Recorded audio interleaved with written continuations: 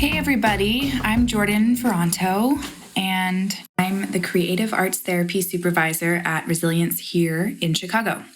Today, I'm going to facilitate a conversation with some of my colleagues about sexual assault, the healing process, and the importance of creativity. So we are going to talk pretty in depth about the experience of sexual assault. So I just want to give everybody who's listening a content warning about that. And I invite you all to listen to the parts that you feel able to, pause or walk away when you need to. Anything you need to care for yourself is always welcome and hopefully available to you. So in a moment, I'm going to allow my colleagues to introduce themselves. But first, I want to give you some information about our organization. Resilience is a nonprofit rape crisis center in Chicago.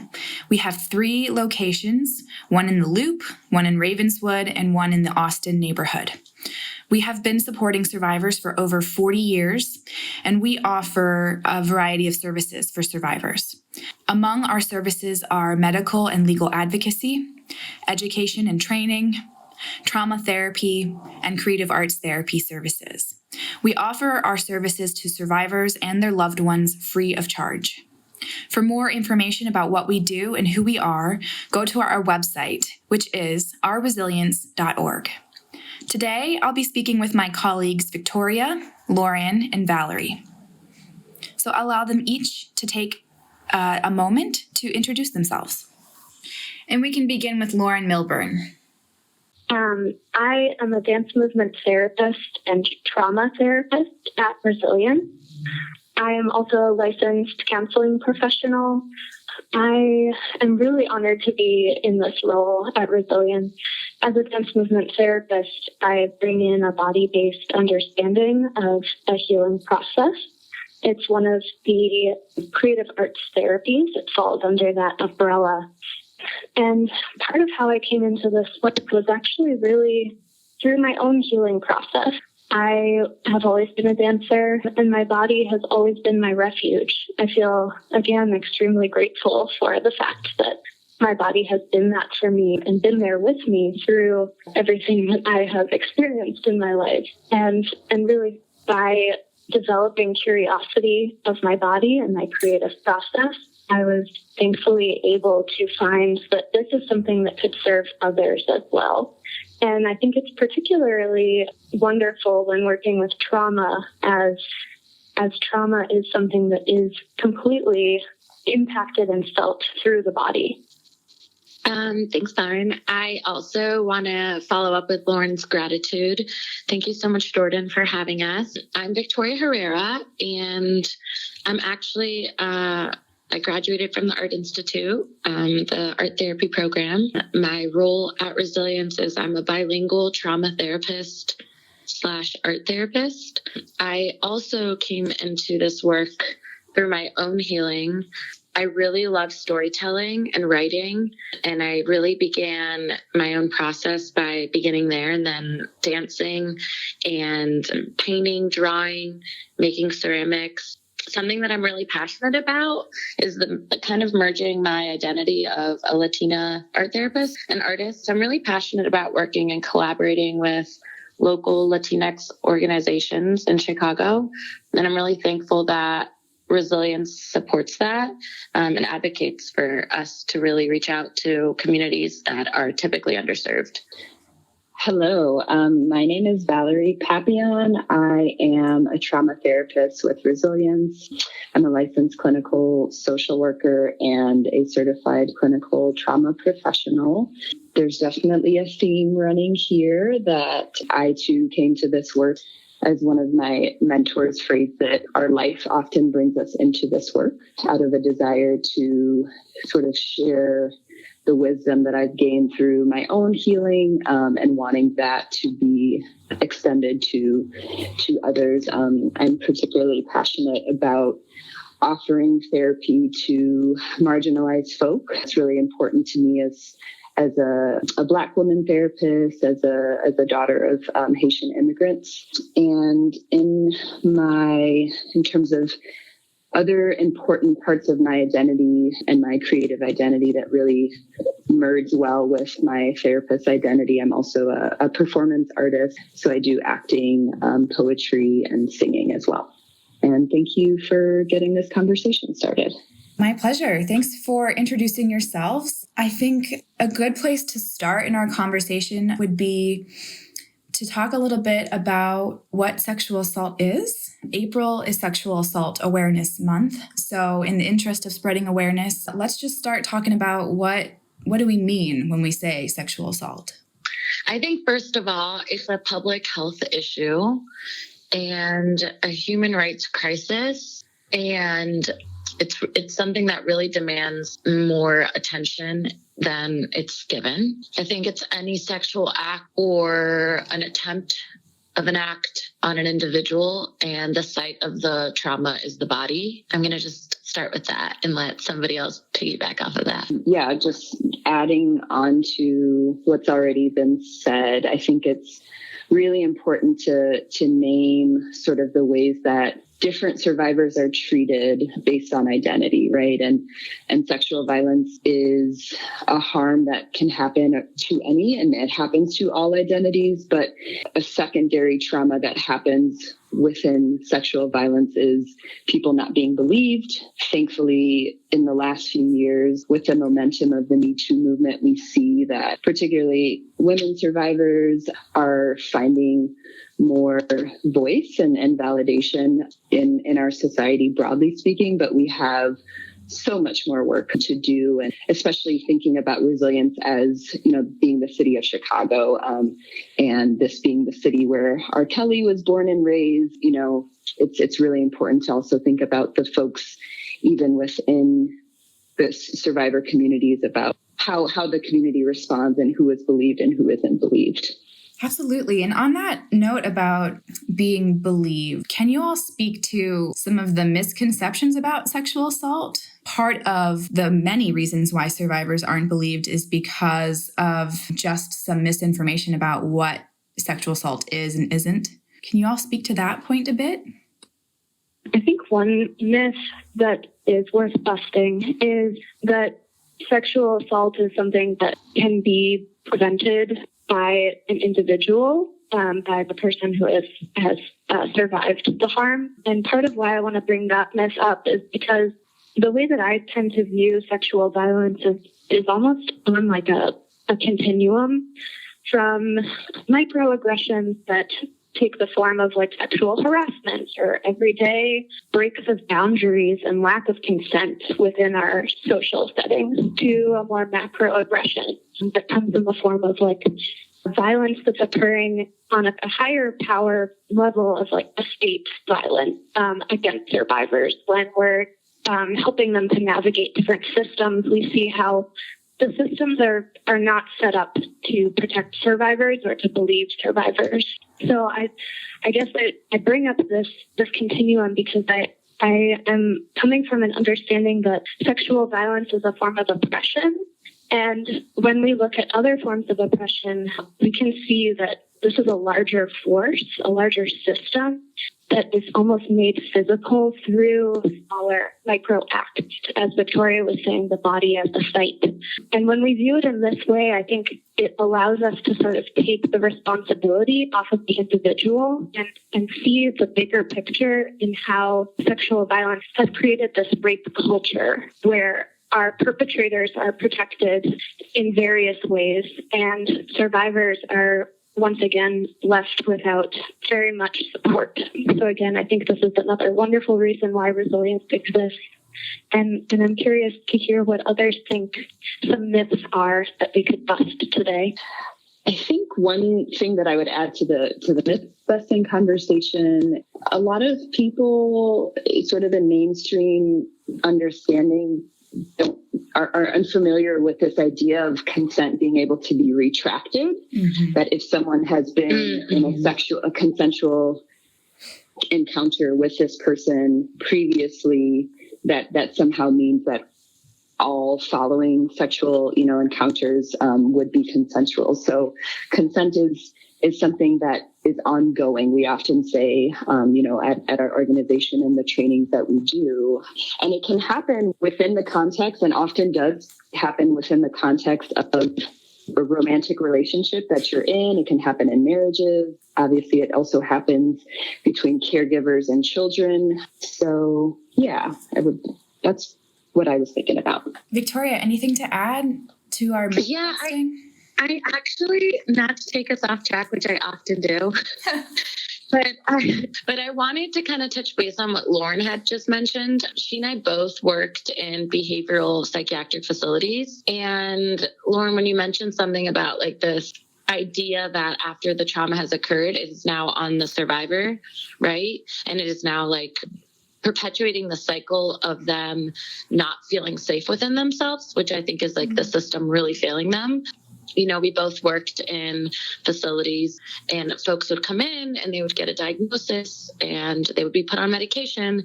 And I'm definitely like pro medication when it's necessary, because it truly can stabilize somebody. But I would notice, individuals disclosing that they had experienced a sexual violence either in their childhood or adulthood.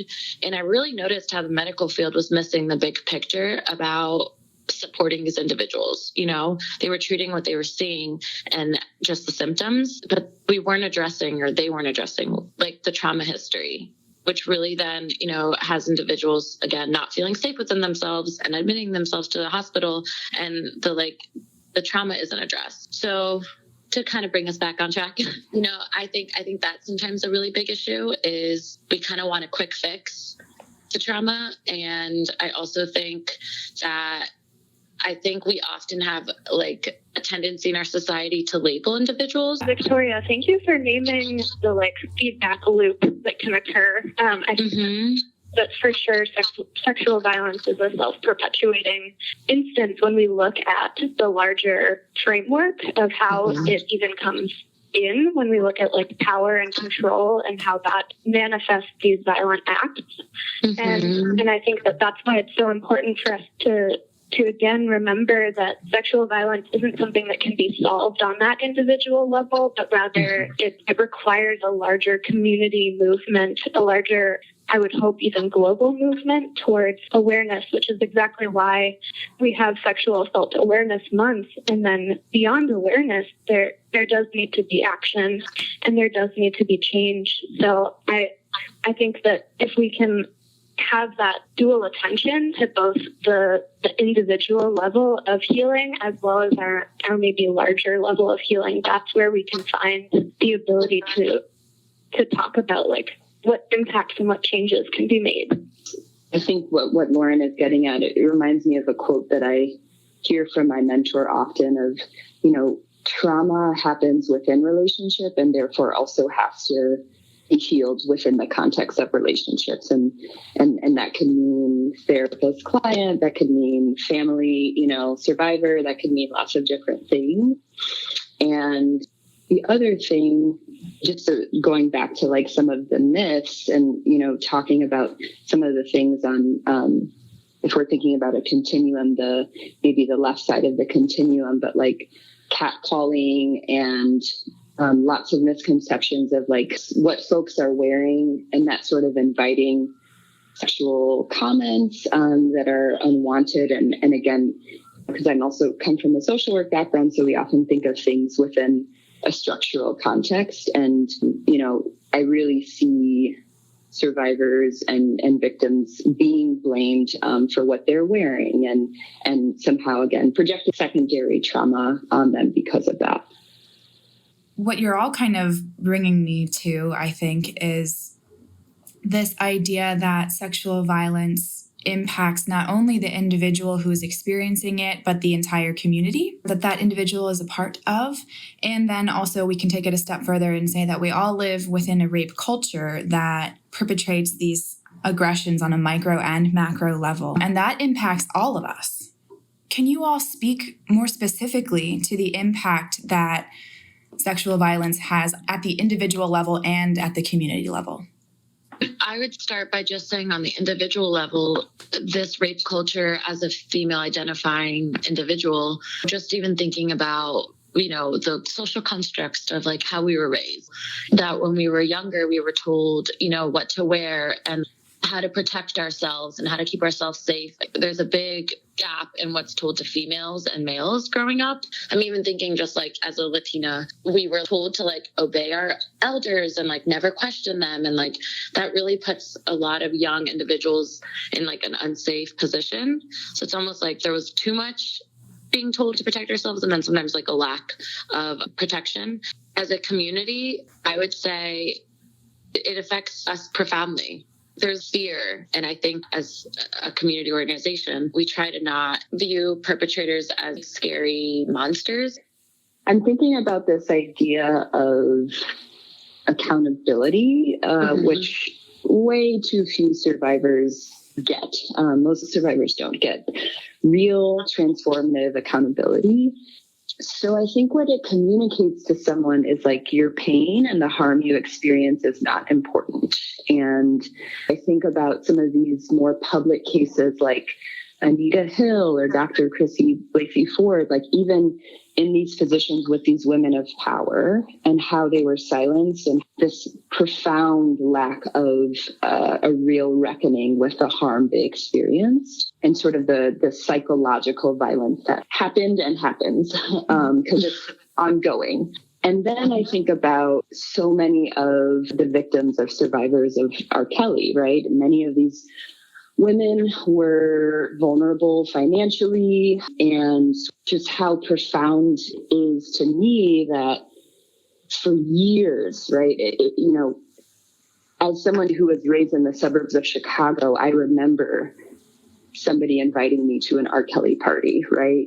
And so just thinking about now as, being in my early 30s, how we're only beginning to even name this catastrophic harm that has been systematically happening through one artist. It's profound, right? So those are some of the communal aspects, but then also I think ultimately going back to the body, it renders the body not being a safe place, like your own body. So there's a disconnection that happens, and within the healing process, it's critical to rebuild safety and to reconnect with your body to find it to be a safe place.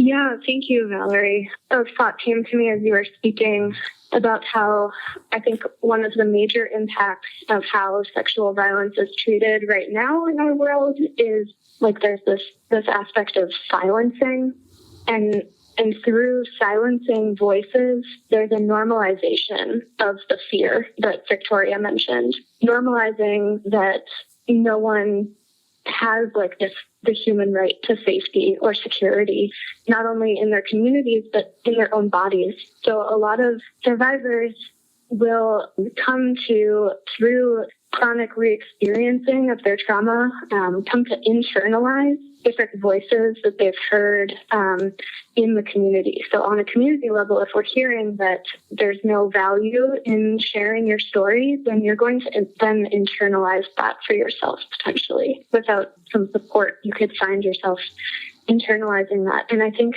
if we think about it from a human rights perspective, everyone does deserve to feel a relative amount of safety in their own bodies.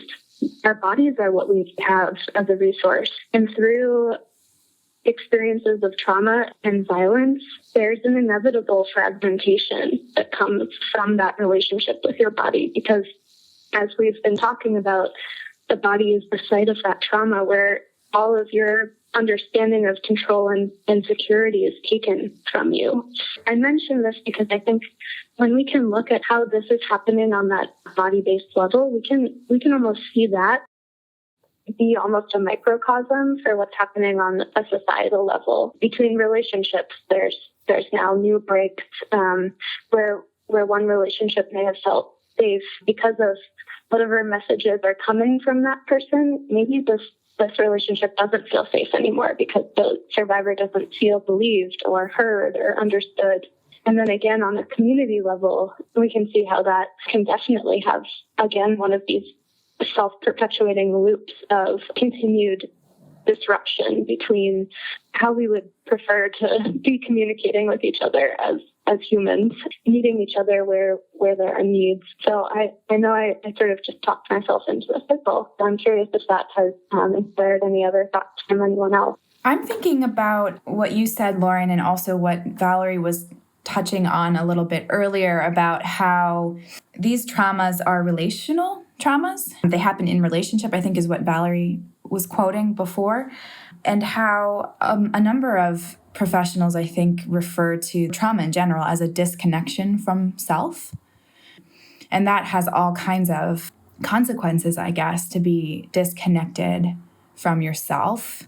Do you all have thoughts around that point or that piece?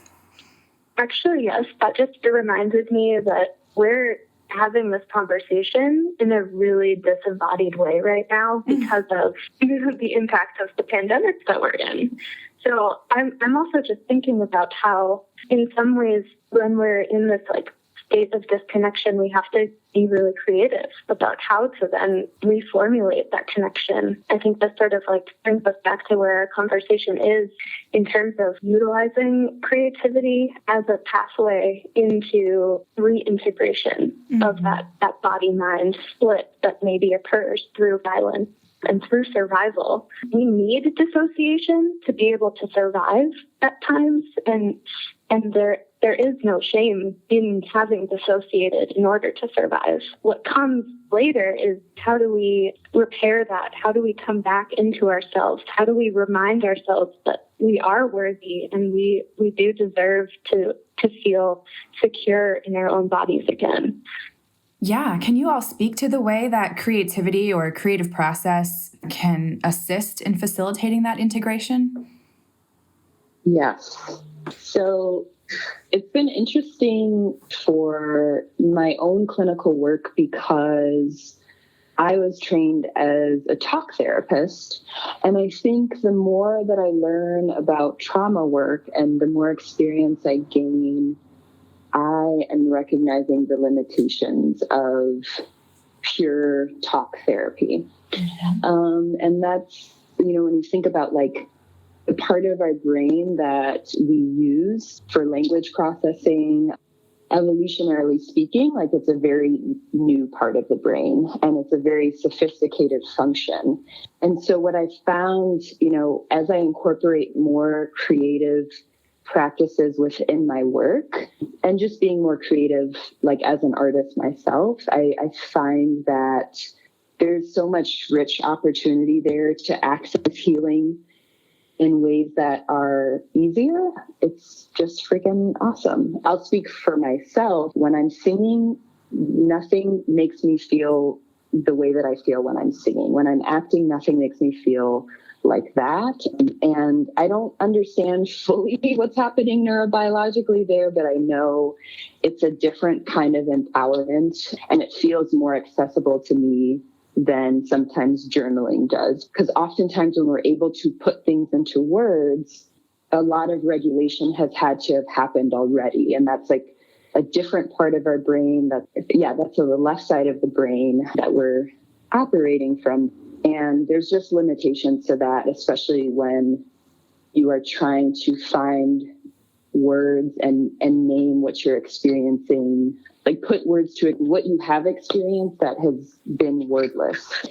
With that wordless theme, I often think about the conversations I have with my clients about, as humans, we're constantly searching for meaning and to make meaning-making decisions. And an act so violent, like a sexual violence, it doesn't make sense, right? So it's not deserved. You didn't do anything. It's not your fault. So I think often for me and the work I do as an art therapist, I think the creative process is so crucial because it allows you to process, themes of pain and shame and guilt and anger and fear. And it's all nonverbal and it's hard to name it when it's sitting inside of you and in your body, since that is the site of the trauma. I think going back to what Valerie was saying, I think making and creating and processing, whether that is singing or dancing or art in whatever type of form, really allows an individual to reclaim themselves and their selfhood.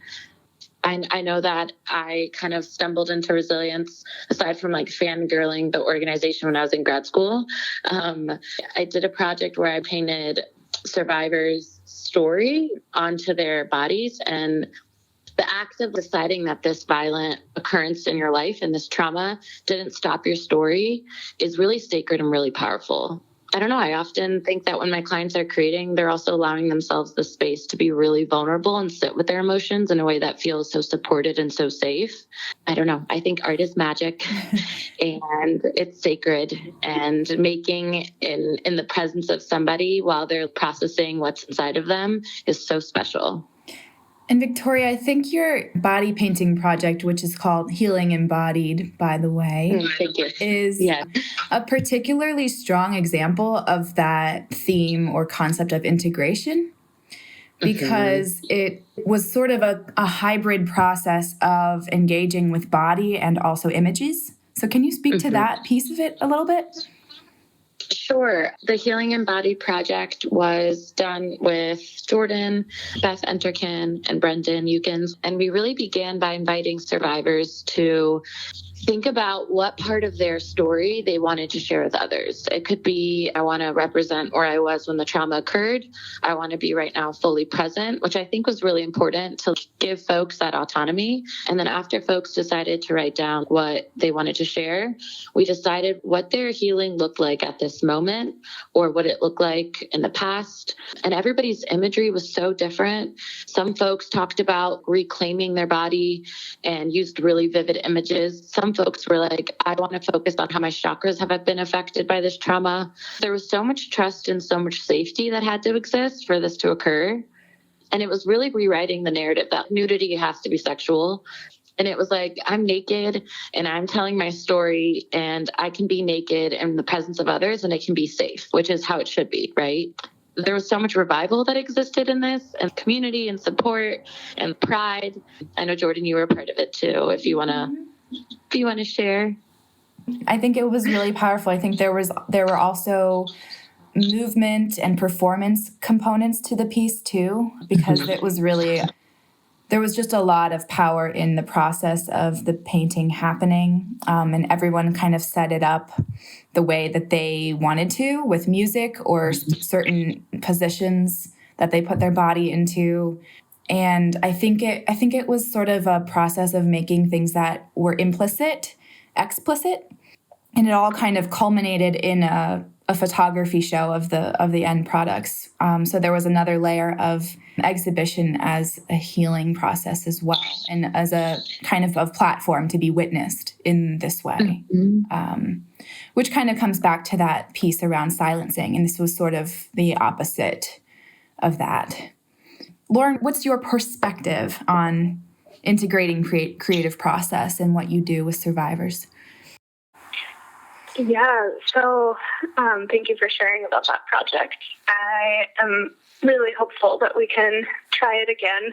So if anyone who's listening to this and is interested, feel free to reach out and let us know how you can support us. But in terms of my own understanding of creative process in healing, I actually think that it's the way in, especially with trauma, and I'll give you an understanding as to why I feel that. Trauma is something that creates so much uncertainty and unknown because, like we were talking about, it sort of de-identify yourself. It's possible that can happen. And when we're in this place of the unknown, it can either be extremely fearful or we can shift it into curiosity. And I think that that's the place where creativity comes in. When we shift into curiosity, creativity is almost like this emergent potential of the unknown. And it's almost like making the uncertain become something that we can play with. There's an element of imagination, I think, when we look at healing in a creative process. And it provides that alternative way into making meaning, where it doesn't necessarily come from the top down, like Valerie was talking about with talk therapy. We're not saying how we feel and then naming it, but rather we're feeling first. It's a bottom-up process where we allow ourselves the space and the time to honor what it is that's already happening, and then we can use that to transform it, or to even just be with it and sit alongside it, befriend it.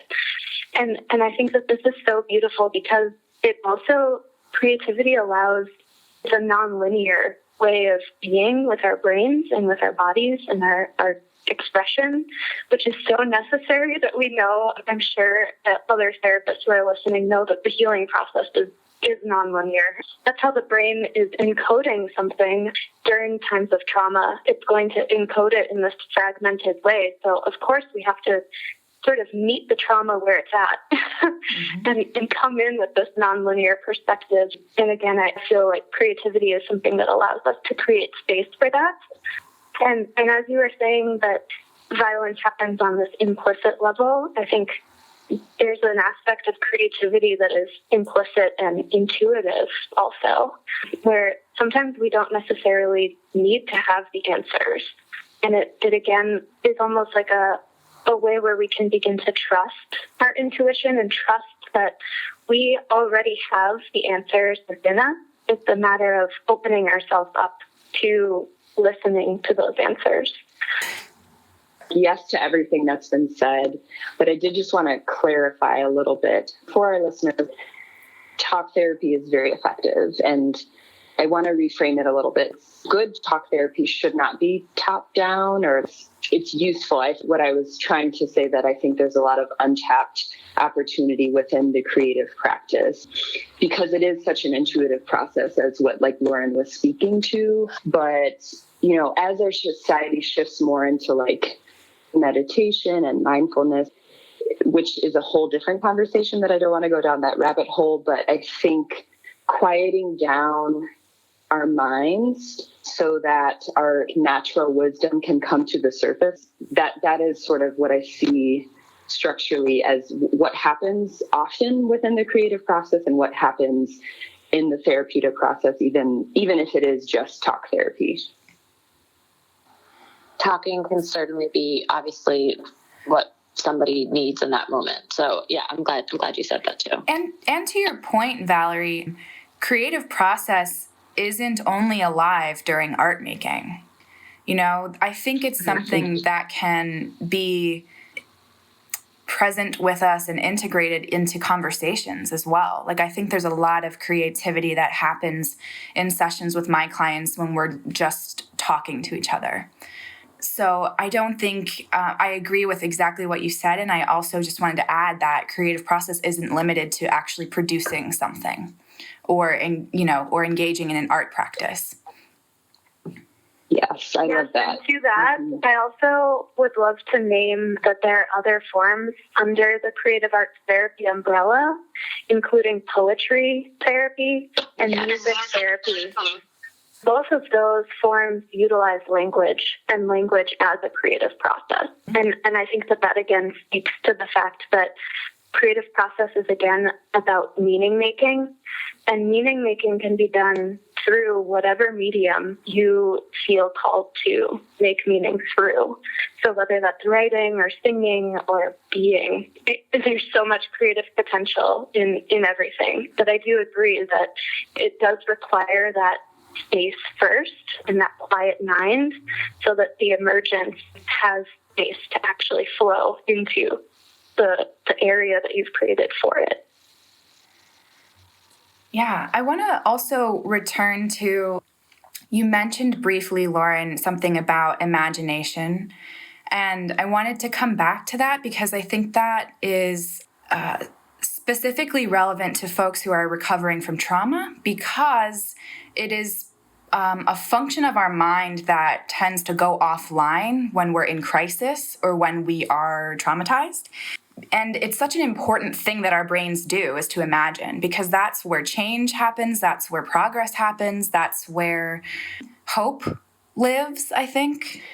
And I think those things are really vital to any healing process. And so I just wanted to bring us back to that point around imagining. And that can happen in so many different ways. Have you all seen that come alive in some of your work with your clients? Yes, totally. Yeah, I'm just so grateful for this conversation. I love how we're nerding out right now. One question I've been inviting my clients to reflect on, if it's useful for them recently, is imagining the flip side to whatever anxiety is grappling them at that moment. So like, it might look like, okay, well, what if you were able to learn how to trust yourself? What if you were able to build that confidence? What would that feel like? What would you be doing? And to me, that really is an invitation to sort of imagining and beginning to empower them to rewrite their story and rewrite their relationship with themselves. Yeah, I think that I have asked very similar questions to my clients. What do you guys think, Victoria and Lauren? Absolutely. I think at the root of imagination, right, it's curiosity and engaging with these really big emotions in a way that feels manageable. I know, like, even just, okay, so we're sitting in the room together and let's talk about that shame that you have buried away. Can we sit with it right now? And what does it look like? And what does it say to you? And how do you respond back to it? And whose voice is it? So I think, we have to imagine and go there to that really creative place, I think, is a way that I've done it with my clients. Lauren, what about you? So recently, I've been working with Amber Gray, who is a dance movement therapist, but uses polyvagal-informed dance movement therapy. And this is coming from a theory of Stephen Porges. And she offered an idea that I'm like really running with right now. And it's that imagination is a portal, and it's a bridge that's created between body and memory. And I think that that's so beautiful to work with survivors. I like that. Because, it just offers such an understanding that as we begin to vision what it is that we can create for ourselves, we can then manifest into that. Obviously, it's going to take time and work and effort, and it's going to take time to be with our inner children and to support and comfort them as they start to come up, because with change, we need to also then invite ease and invite regulation as we change, because change can have that double-edged sword where it can both be really exciting and new, but also really overwhelming. So as we are able to begin breaking patterns that maybe were serving us during times of survival, and we break out of those patterns to create new patterns of restoration and love and self-compassion and courage, I think that we're sowing seeds and planting seeds so that out of the crisis can come creativity.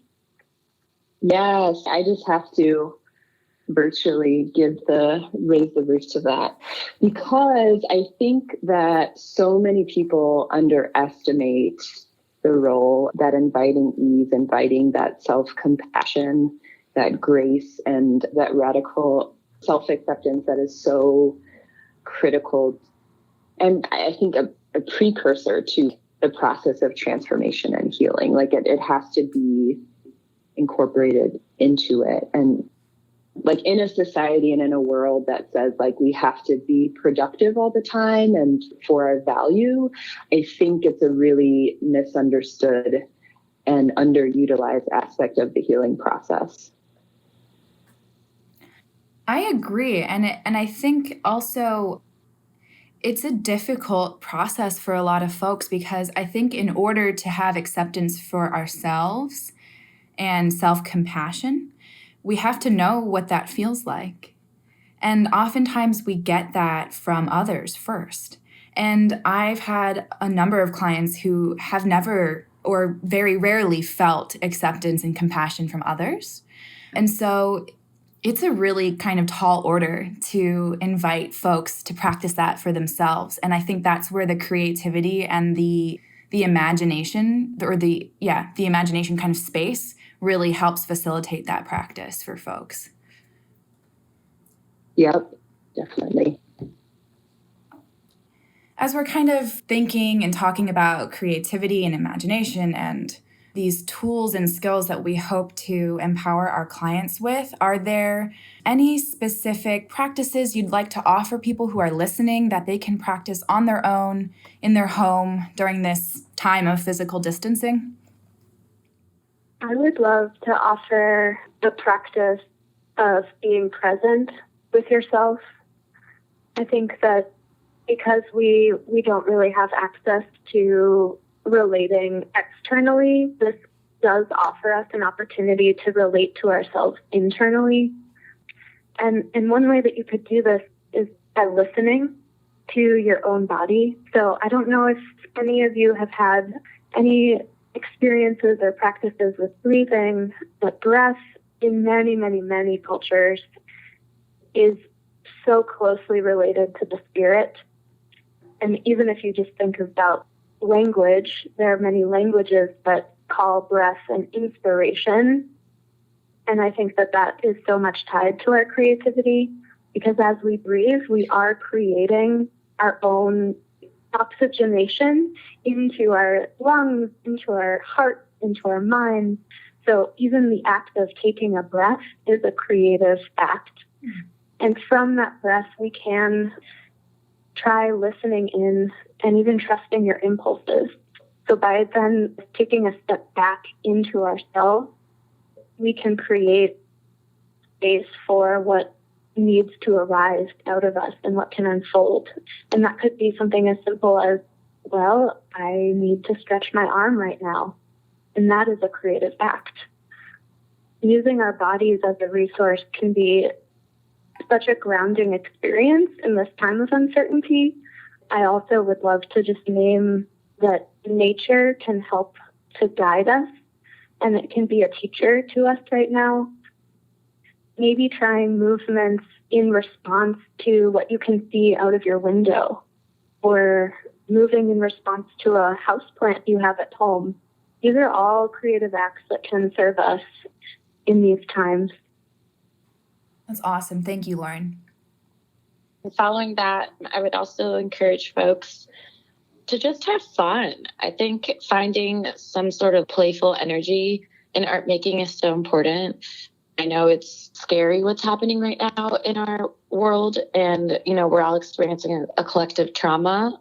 But if there's anything I would say is just enjoying and being curious with the material, having fun with watercolors or having fun with clay or like putty. Sometimes I think we put a lot of pressure on ourselves that when you have material, it has to be art, right? And fine art. And like, who is an artist and who gets to decide that? And I know Valerie and I have had this conversation together about everybody's an artist, and art can look messy and playful. And at the end product, maybe that's not what the point of the art making was. It was just the making. So that's what I would say to folks. Mm-hmm. Yeah, I love those. I would invite folks to color. Like if you have a coloring book, or if you want to create, like if you have just a blank piece of paper and you want to just create sort of your own coloring page, like something abstract. Coloring can be very regulating for a lot of people. Two other things I was going to offer, very much in line with what Lauren has offered. Really figuring out what circumstances you need to begin to listen to your bodies. I've been asking myself and my clients often lately, what does your body need right now? Do you need to drink water? Do you need to stretch? Do you need food? And kind of along with what like Victoria was inviting us to do, but like having fun. So like putting on a song that makes you feel good, and then watch sort of where your body naturally leads you. What does your body want to do? What sort of feelings does that evoke in you? Yeah. I think to your point around coloring, and Victoria, yours about just engaging it with materials, like art materials, there's a lot of positive benefit to engaging in repetitive movements in art making. It's a way to soothe yourself. It helps release serotonin in our brains, which makes us feel good. So anything like stitching or knitting or coloring or anything that invites a repetitive motion in your body while engaging with art materials can feel so helpful and so regulating and grounding and soothing for folks right now. So I just wanted to kind of add that piece to it as well. I would Thank also, you, Jordan. yeah, Jordan, with the repetitive movement, I just thought of like cooking, right? I'm glad you mentioned that. And I would just like to add that we can be the predictability that we need for ourselves through these acts of ritualization and repetition. If maybe you can find a way to make something a routine for yourself, something that feels really soothing, if you can try that like every morning at a specific time, then you can create your own sense of predictability to help sort of balance out the incredible amount of uncertainty that we feel. And that can really help to regulate your nervous system. And again, it is still a creative act in doing that for yourself. So I just wanted to name that ritual can be incredibly grounding during these times too. Yeah. Thank you. So we're kind of coming to a close on our conversation today. Are there any final thoughts or words of encouragement or anything you'd like to say as we close up today? However you're feeling right now, there's no right or wrong way to feel. And we believe you. Be really gentle with yourself and to listen to what your body is asking of you. Seek support from the people in your life that will listen and hold space for you. When you're ready, therapy is an option. When you find a therapist, if that feels like something that's aligned with you, find somebody that values your story and knows that it's sacred and that your healing process is typically not smooth and fast. It's usually slow and kind of messy, but revival and healing is possible. I love that. Yeah, I just want to extend lots of virtual love and invite folks to just be very tender with yourselves and very patient with yourselves. And I think you can always probably trust yourself more than you think you can. So just really want to like plant those seeds. That healing is non-linear. It's an ongoing journey. Like we are going to need to heal for the rest of our lives, and that's okay. Lauren, any final thoughts or words to offer people? I am sort of rendered speechless in this moment, and I'm just going to honor that right now I'm feeling my heart beat. And then I'm breathing, and I'm being. Okay. And I am here in gratitude. So thank you. Okay. I love that. Yeah. Well, thank you all for talking with me and for sharing your expertise and your ideas around this topic. I really enjoyed hearing what you have to say. I hope it is useful for people who are listening. And if anybody who is listening is looking for additional support during this time, Resilience is offering one-time sessions free of charge. They'll be hosted over the phone, and they'll be with a trauma therapist. You can find a form on the homepage of our website, which again is ourresilience.org, to access this option. And of course, there's also the Rape Crisis Hotline number that you can call 24/7, and that is 888-293-2080. And I just want to thank you guys again for participating, and thanks for anybody who's listening for listening.